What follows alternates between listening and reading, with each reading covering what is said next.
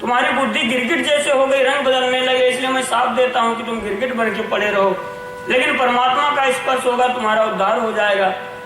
तो राजा नरक कहते हैं कि उस विप्रवर ने तो मुझको वरदान दिया था, श्राप नहीं दिया था। अगर वो मुझको ऐसा श्राप न देते तो गोविंद आज आपका दर्शन नहीं होता।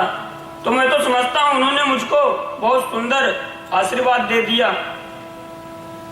कहते हैं स्वदत्ताम परदत्ताम ब्रह्मवत्तिम हरैया, चाहे अपना दिया हो दान हो, चाहे दूसरे का दिया हुआ दान हो, ब्राह्मण के पास अगर है, अगर किसी ने उसका हरण कर लिया तो कहते हैं 60,000 वर्ष तक वो विष्ठा का कीड़ा बनता है।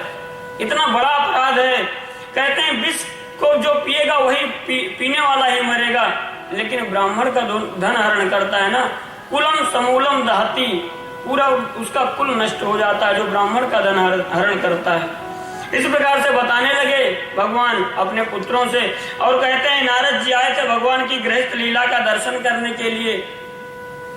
नारद जी ने देखा 16,108 जगह परमात्मा अलग अलग रूप में दिखे। जहां नारद जी जाएं परमात्मा कोई अलग अलग लीला करते दिखाई दें।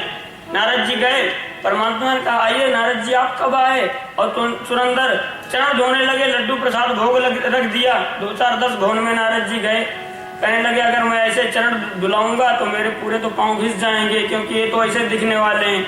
और अगर 2-2 ही लड्डू खाए तो 32,816 होते हैं। कहने लगे अगर ऐसे लड्डू खाते रहे तो मैं कहाँ खा पाऊंगा इतना। बोले दर्शन तो करना ही है, अब खिड़की से ही दर्शन करेंगे। परमात्मा के अब खिड़की से दर्शन करने लगे। पुनः जब 1 नंबर भवन में आए तो परमात्मा वहां पर थे। परमात्मा ने कहा अरे नारद जी आप कब आए? बोले मैं गया ही कहाँ था, मैं 1 महीने से इधर घूम रहा हूँ महाराज। कहने लगे, फिर परमात्मा ने नारद जी के सर पे हाथ रखा। बोले हे बेटा, अभी भगवान कह रहे थे, ईश्वर कह रहे थे, चरण धुल रहे थे, अभी कहते हैं हे बेटा मैं धर्म का वक्ता हूँ, मैं संसार को शिक्षा देने के लिए ऐसी ऐसी लीलाएं करता रहता हूँ, कोई खेद मत करना। भगवान नारद जी ने प्रणाम किया, बोले जैसी आज्ञा प्रभु, आप तो अनंत हैं। इस प्रकार से कहने लगे। और नारद जी ने कहा कि पांडवों का राजसूय यज्ञ है, राजसूय यज्ञ है, आप वहां पर पधारना। गोविंद बोले जरूर आऊंगा। और एक जरासंध था, कहने लगे जरासंध 20,000 राजाओं को बंदी करके रखा है। एक दूत आया, कहा मैं बड़ी मुश्किल से छूट के आया हूँ, राजाओं ने बहुत प्रतीक्षा कर रहे हैं आपकी। कन्हैया बोले मैं आऊंगा, उनसे बता देना मैं आऊंगा। और परमात्मा राजसूय यज्ञ में जाने लगे। लेकिन जो जरासंध है ना, वो तो 20,000 और 20,000 राजाओं को कैद में रखा है। कहने लगे ठीक है मैं जरूर आऊंगा। और परमात्मा कहते हैं सठम साठ्यम समाचरित, जो सठ है उसके साथ में सठता करना ही चाहिए, उसके साथ में अच्छाई से पार नहीं पा सकते हैं। लेकिन जो जरासंध था ना, उससे कोई जल्दी से जीतता नहीं था। आप लोग कल श्रवण कर रहे थे, 23 चौड़ी सेना लेकर 17 बार मथुरा पर चढ़ाई करी, 17वां बार हार गया। लेकिन 18वीं बार ब्राह्मणों को पाठ में बैठा के आया, तो ब्राह्मणों के मंत्र रक्षा के लिए परमात्मा रणछोड़ बन गए, भाग गए परमात्मा। और परमात्मा ने कहा कि ठीक है अब तो उसको मारना ही है, राजाओं को छुड़ाना है, राजसूय यज्ञ होना है। राजसूय यज्ञ का मतलब होता है सभी राजाओं की सहमति हो, उसको राजसूय यज्ञ कहते हैं। और जब राजाओं को कैद करके रखा तो परमात्मा ने कहा पहले राजाओं को छुड़ाना पड़ेगा। और परमात्मा राजाओं को छुड़ाने के लिए जाते हैं तो ब्राह्मण का भेष बना कर गए, क्योंकि जरासंध से जब तक ब्राह्मणों के ऊपर उनको विश्वास हो गया, परमात्मा एक बार जब रणछोड़ बन गए तो उन्होंने सोचा कि मैं तो जीत गया हूँ उससे, तो ब्राह्मणों के प्रति बहुत विश्वास करने लगा। और कोई मिलने जाए तो 10-20 मंत्री संतरी रहेंगे तभी मिलेगा, लेकिन ब्राह्मण अगर कोई जाए तो जरासंध अकेले में मिलता। अर्जुन, भीम और भगवान कृष्ण ब्राह्मण का वेश धारण कर गए उसके यहाँ पर। और कहने लगे जाके, उन्होंने कहा जब गए मंत्री गए, बोले ब्राह्मण 3 आए, बोले आने दो। ब्राह्मण गए जब तीनों, उन्होंने कहा अरे विप्रवर पधारिए। बोले जो कृष्ण था, कृष्ण से कह रहा है, जो कृष्ण था वो 17 बार हरा दिया, 18वीं बार आप लोगों के जैसे ब्राह्मणों को मैंने पाठ पे बिठाया तो उसको मैंने हरा दिया। कृष्ण से ही कह रहा है। तो कहना इसलिए मैं ब्राह्मणों का इतना आदर करता हूँ, इतना सम्मान करता हूँ, इतना देता हूँ कि कभी वो दोबारा किसी के घर में मांगने नहीं जाते। आप चाहिए, आपको क्या चाहिए आप बताइए एक बार। कृष्ण कहने लगे राजन आपको तो दानी खानदान ही दानियों का है, आप भी दान करें, कोई आश्चर्य की बात नहीं है। कहने लगा मांगिए क्या चाहते हैं। कृष्ण ने कहा कि युद्धम नो देहि राजेंद्र द्वंद्व सो यदि मन्य से युद्धार्थिनो वयम प्राप्ता राजन्या नानकांक्षणा। उन्होंने कहा कि मैं युद्ध की भीख मांग रहा हूं। उसने कहा रे आप हैं कौन?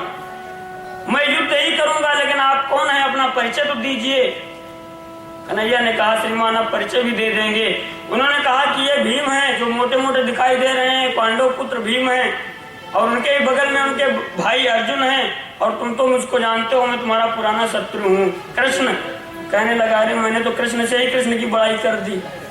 लेकिन कहने लगा ठीक है मैं युद्ध करूंगा, लेकिन तुमसे क्या युद्ध करना है, तुम तो डरपोक हो, समुद्र की शरण में रहते हो, और अर्जुन दुबला पतला, इससे भी क्या युद्ध करना है, अर्जुन से भी युद्ध नहीं करूंगा।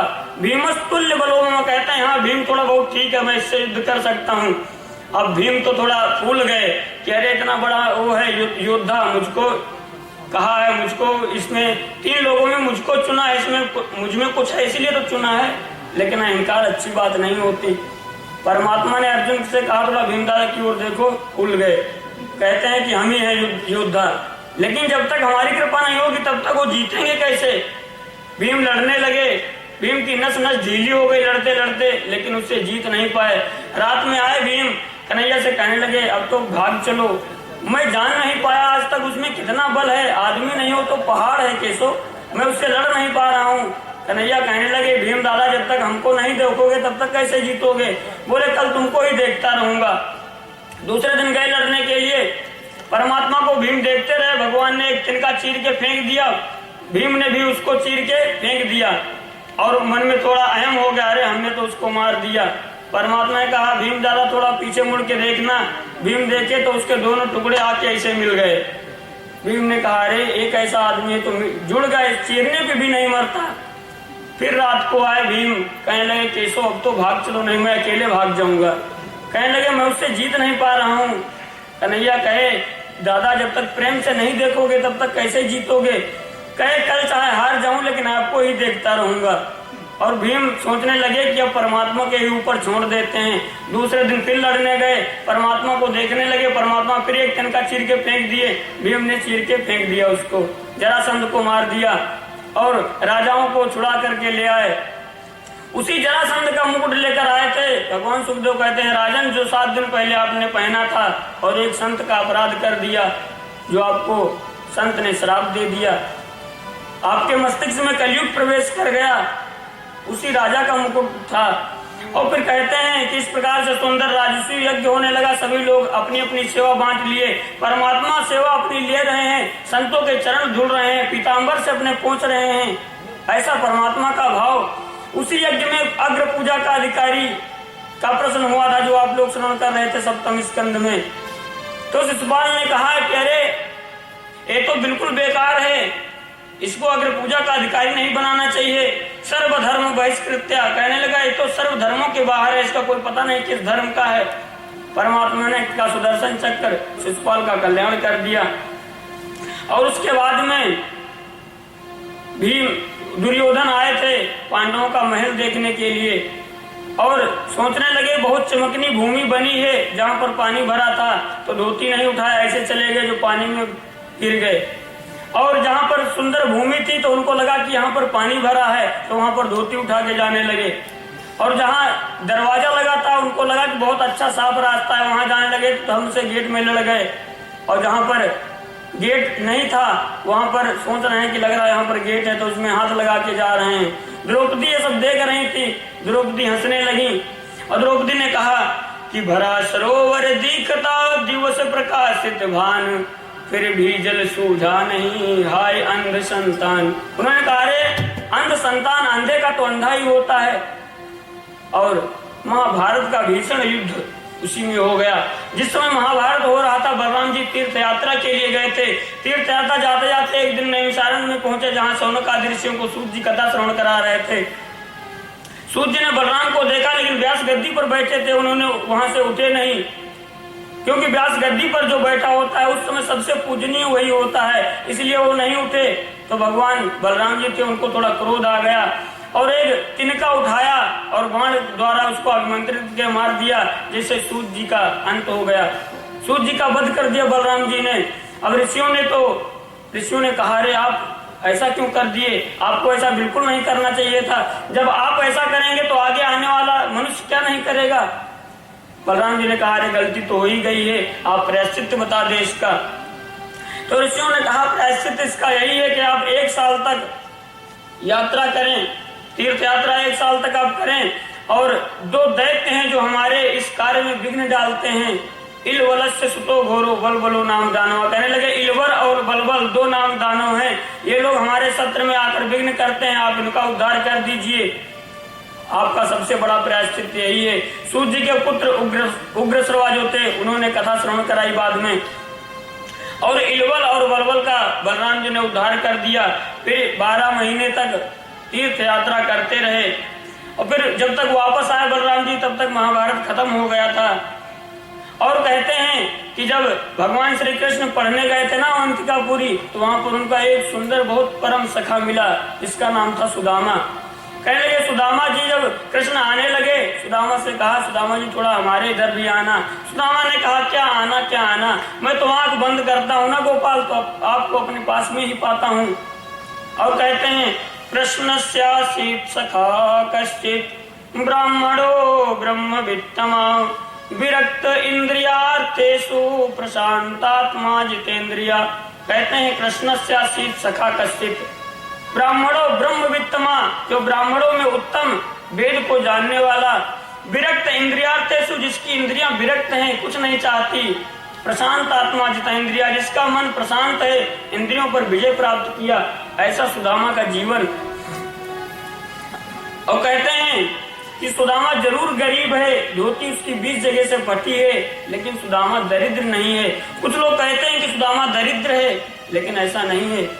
सुदामा की धोती जो है वो 20 जगह से फटी हो सकती है, लेकिन सुदामा दरिद्र नहीं हो सकता है। सुदामा के घर में एक समय भोजन बनता, दूसरे समय के लिए एक अन्न का दाना नहीं बचता, बिल्कुल सही बात है। सुदामा की दीवार ऐसी टूटी हुई है जो पड़ोसी के घर का पानी हर समय सुदामा के घर में आता है, बिल्कुल सही बात है। सुदामा के घर की छत ऐसी है जो भगवान सूर्य का प्रकाश 24 घंटे 12 घंटे उनके घर में आता है। और सुदामा का शरीर ऐसा है जिसकी एक एक हड्डी चमकती है। सुदामा के घर में एक बर्तन भी साबुत नहीं है, बिल्कुल सत्य बात है, लेकिन सुदामा दरिद्र है। कहते हैं बिल्कुल गलत बात है। सुदामा को दरिद्र कहना तो ऐसा लगता है जैसे बहुत बड़े ब्राह्मण का अपमान करना जैसा हो जाता है। कहने लगे, सुदामा दरिद्र नहीं है, गरीब जरूर हो सकता है। और कहते हैं कि सुदामा की पत्नी कैसी है, और दरिद्र कौन है, जो असंतोषी है उसको दरिद्र कहा जाता है। एक धनवान व्यक्ति अगर असंतोषी है तो उसको दरिद्र कहा जा सकता है। एक गरीब व्यक्ति अगर संतोषी है तो उसको दरिद्र नहीं कहा जा सकता, गरीब हो सकता है वो। कहते हैं कि एक राजा था, संत जा रहे थे, तो संत को किसी ने एक फूटी कौड़ी दे दी दान में। किसी ने कहा, अरे प्रभु ये आप फूटी कौड़ी का क्या करेंगे? तो संत ने कहा, अरे कोई दरिद्र मिलेगा तो उसको दान कर देंगे, कोई दरिद्र मिलेगा तो उसको दे देंगे। अब संत ढूंढ रहे थे कि संसार में दरिद्र कौन है, कोई दरिद्र तो दिखता नहीं है। तो एक राजा की बारात जा रही थी, डोली जा रही थी, सैनिक जा रहे थे, और कहने लगे, महात्मा आगे से हटो, आगे से। बोले क्या है? बोले राजा जा रहा है दूसरे राजा को लूटने के लिए। बोले क्यों? बोले वो लूट के अपने को धन बढ़ाएगा। बोले इसके पास धन नहीं है क्या? बोले धन है, लेकिन अपने को और बढ़ाना चाहता है। संत उसी रोड के बीच में खड़े हो गए और राजा की सेना आ रही थी। राजा बोले, अरे आगे से हटो, आगे। बोले कहाँ जा रहे हो राजन? कहने लगे, थोड़ा जा रहा हूँ धन लेने के लिए। बोले आपके पास धन नहीं? बोले है तो, लेकिन और ज्यादा बढ़ाना चाहता हूँ। संत ने कहा, इससे बड़ा दरिद्र और कौन हो सकता है? संत ने कहा, रास्ते से हट जाएंगे, लेकिन थोड़ा ऐसे हाथ करना महात्मन, थोड़ा हाथ करना राजन।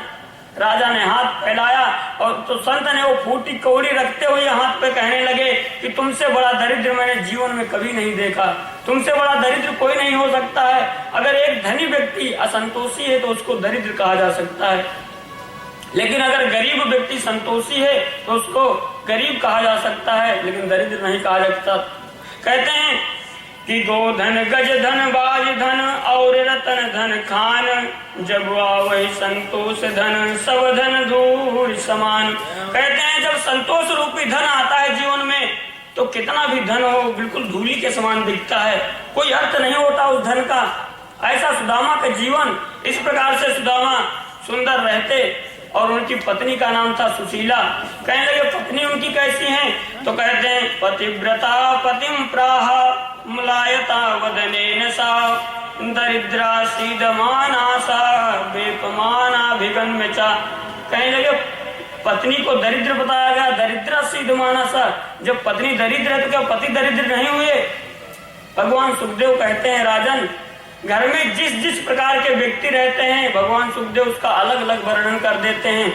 सुदामा की पत्नी थोड़ा मन में असंतुष्ट रहती है कि मुझको धन मिल जाए, इसलिए उसको दरिद्र कहा गया है। लेकिन सुदामा के जीवन में ऐसी कोई बात नहीं है, वो धन के लिए कभी सोचते भी नहीं, इसलिए सुदामा को दरिद्र नहीं कहा गया। उनकी पत्नी को थोड़ा दरिद्र बता दिया गया। कहते हैं कि सुदामा तो स्वयं कहते हैं अपने मन से, को हम दरिद्रा पापियान को कृष्ण श्री निकेतना। कहा मैं दरिद्र पापी सुदामा और कहा द्वारकाधीश श्री कृष्ण। भगवान सुखदेव कहते हैं कि राजन ये तो भक्त की दीनता है। सूरदास लिखते हैं कि मौसम कौन कुटिल खल कामी, हमारे समान कुटिल खल कामी कौन हो सकता है? सूरदास जी खल हैं, सूरदास जी कुटिल हैं, कामी हैं। ये तो भक्त की दीनता है कि अपने को ऐसा बताता है। सूरदास, तुलसीदास, रैदास, इतने इतने कवि जो हुए जिनका ज्ञान आज तक पूरे भारत में चल रहा है, वो अपने को दास लिख करके गए। वो दास हैं, वो तो भगवान हैं, लेकिन वो अपनी दीनता दिखाए। कहते हैं तो भक्त की दीनता है जो अपने को दरिद्र पापी कहता है। और सुदामा के घर में सुदामा पंडिताई करते, पूजन पाठ कराते, उसी में जो आता अन्न धन उसी से उनकी वृत्ति चलती। कभी पूजा पाठ नहीं हुआ तो किस प्रकार से उनकी वृत्ति चलती? तो कहते कि सुदामा अगर कहीं पूजन पाठ में नहीं जाते तो पानी पी के निकाल देते। सिलोंच वृत्ति से कुछ दिन तक काम चल जाता, लेकिन कभी किसी से मांगते नहीं, कभी किसी से मांगने नहीं जाते। एक दिन सुदामा पूजन में बैठे हुए थे, सुदामा पूजन कर रहे थे, उनकी पत्नी आई, देखने लगी, अरे कुछ पूजन पाठ कर रहे हैं, लगता है कि पूजन पाठ करने दें, समाधि में है, कुछ लिख रहे हैं। लेकिन 5 दिन तक एक दिन भोजन नहीं बना। शांति से अभी लोग कथा श्रवण करेंगे, सुदामा जी भी आएंगे अभी द्वारकाधीश के घर में। तो कहते हैं कि एक दिन 5 दिन तक भोजन नहीं बना, तो आज सुशीला से रहा नहीं गया और सुशीला जाती हैं, कहने लगती है परमात्मा से, सुदामा से कहने लगी मैं प्रणाम करती हूँ। सुदामा कहने लगे अरे देवी आओ, क्या बात है? तो कहने लगी जो आपके द्वारकाधीश मित्र है ना, आप कह रहे थे ना कि हमारे द्वारकाधीश मित्र हैं, कि ननु ब्रह्मन् भगवता सखा साक्षात् श्रियापति ब्रह्मण्यस्य शरण्यस्य भगवता कृष्ण लब्धनाथ। कहने लगी जो आपके द्वारकाधीश मित्र हैं। तो सुदामा ने कहा अरे देवी कैसी याद आपने दिला दी, मेरा मित्र ही नहीं, मेरा तो लंगोटिया यार है, साथ में रहते थे, साथ में खेलते थे, साथ में खाते थे, वो तो हमारा परम मित्र है। तो सुशीला कहने लगी मेरा मन था कि आप उनके घर चले जाते, आपके कुटुंब पर वो प्रसन्न हो जाते, थोड़ा सा आपको धन देते। सुदामा ने कहा धन की कामना से भेजो, जीवन में जाने वाला नहीं हूं मैं, कभी नहीं जाऊंगा अगर धन की कामना से भेजोगी। अयम ही परमो लाभो उत्तम श्लोक दर्शना, उत्तम श्लोक दर्शन, अगर कृष्ण के दर्शन मिल जाए इसलिए कहो तो मैं जरूर जा सकता हूँ। सुशीला ने कहा बिल्कुल सही बात आपने कही, जब आपने शरीर से जाएंगे दर्शन करने तभी तो मुझको फल मिलेगा।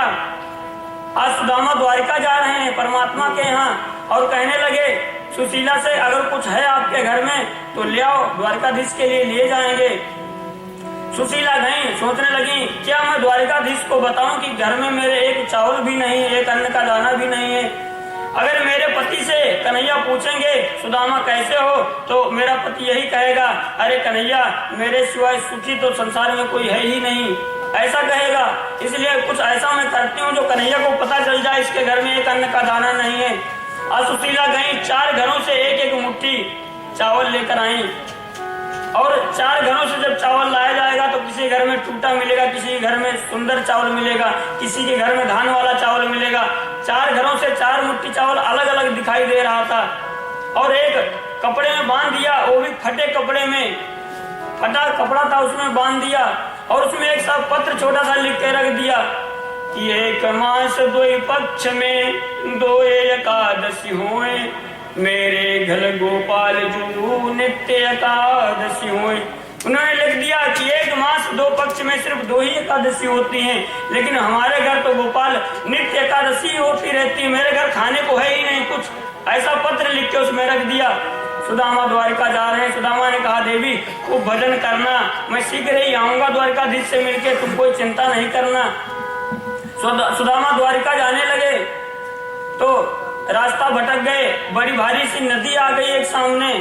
सुदामा कहते हैं कन्हैया न जाने कहाँ बस गया आके, इतनी बड़ी नदी है, मैं इसको कैसे पार करूंगा। परमात्मा केवट के रूप में आ गए। अरे भाई कोई जाने वाला है का? सुदामा बोले जाएंगे तो सही, पार लगा दोगे कहा। केवट ने कहा आइए। सुदामा जब बैठने लगे तो केवट ने कहा कुछ है कि नहीं। कहने लगे पैसा तो हमारे पास है ना, ऐसे तो तुम ले नहीं जाओगे, पधारो हमको जाने ना है। बोले हम नहीं जाएंगे, बिना पैसे के तुम नहीं ले जाओगे। केवट ने कहा अरे आइए, आप जैसे को बिना पैसे से पार लगाता हूँ। और केवट ने सुदामा को बैठा लिया। फिर थोड़ी दूर चलने लगे तो विनोद होने लगा, वार्तालाप होने लगा। केवट ने कहा कि कहाँ जा रहे हैं आप। सुदामा ने कहा जो द्वारिकाधीश है ना वो मेरे परम मित्र हैं, उन्हीं का दर्शन करने जा रहे हैं। केवट बोला तन पे ना लत्ता, चल दे कलकत्ता, तन पे एक वस्त्र भी नहीं है, जा रहे द्वारिकाधीश से मिलने के लिए। कहने लगे अरे तू का जाने, मेरो लाला वस्त्र ना देखे, मेरो लाला तो मन की भावना देखे। केवट ने कहा अरे दुनिया बदल गई लेकिन मेरा सुदामा नहीं बदला। और इस प्रकार से जाने लगते हैं। तो कहने लगे जब नदी पार हो गए तो केवट से कहने लगे भैया राम राम, आपने नदी पार लगा दिया, आपको बहुत बहुत धन्यवाद, लेकिन आप बता दें कि द्वारिका दूर कितनी है यहाँ से। बोले पंडित जी ज्यादा दूर तो नहीं है, लेकिन आपको शरीर को देख के लगता है आपको 2-4 महीने लग जाएंगे जाने में, क्योंकि शरीर में आपके एक हड्डी एक दिख रही है, कोई भी देख सकता है। आपके शरीर में तो ताकत है नहीं, आप कैसे जाएंगे, आपको 1 महीना लग जाएगा। और आप रास्ता भी भूल गए हैं, गलत रास्ते पे आ गए हैं। सुदामा के मन में थोड़ी उदासी हो गई, अरे कन्हैया कहाँ जाके बस गया, मेरे तो शरीर में शक्ति ना रही जो मैं वहां तक पहुंचूं। और वहीं पर बैठ गए। कहते हैं कि भूख लगती है प्यास